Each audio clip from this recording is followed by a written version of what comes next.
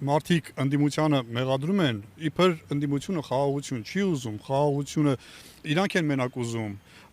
ընդդիմությունը ինչ-որ պատերազմ ուզում, կեղծ, հորինովի, սուտ, ուրեմն թեզեր են, ինչ եմ համարեմ ասում, խաղաղություն չի ուզի միայն հիմարը։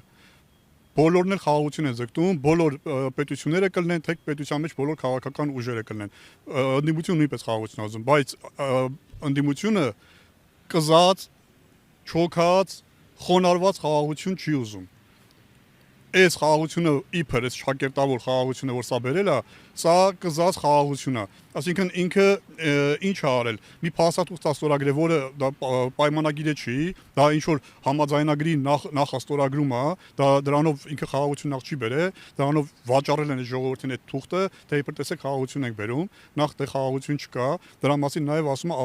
Ալիևը իր խոսքերում, սկսած 20 թվականից մինչև հիմա, փաստորեն դեռ իր խոսույթը չի փոխել։ Ինքը հավակնություններ ունի հավակնություններ ուներ Արցախի համար, Արցախի տարածքի վրա, հիմա փոխվել է արդեն հավակնությունները դարել է Հայաստանի վրա։ Ու Հայաստանի տարբեր վարչական տարածքների համար առանձին ասում է։ Եվ Սյունիքի մասով ասել, հիմա արդեն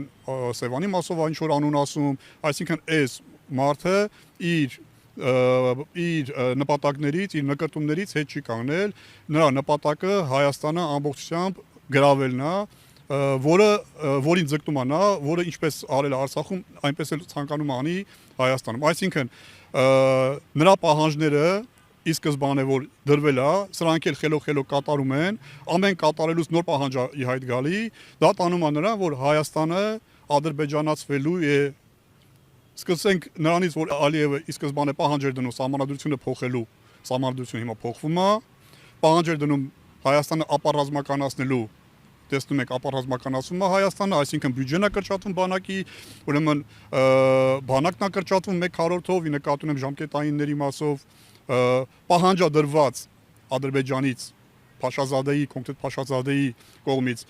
հայոց եկեղեցին ոչնչացնելու, այսօր Նիկոլ Փաշինյանը ոչնչացնում է հայոց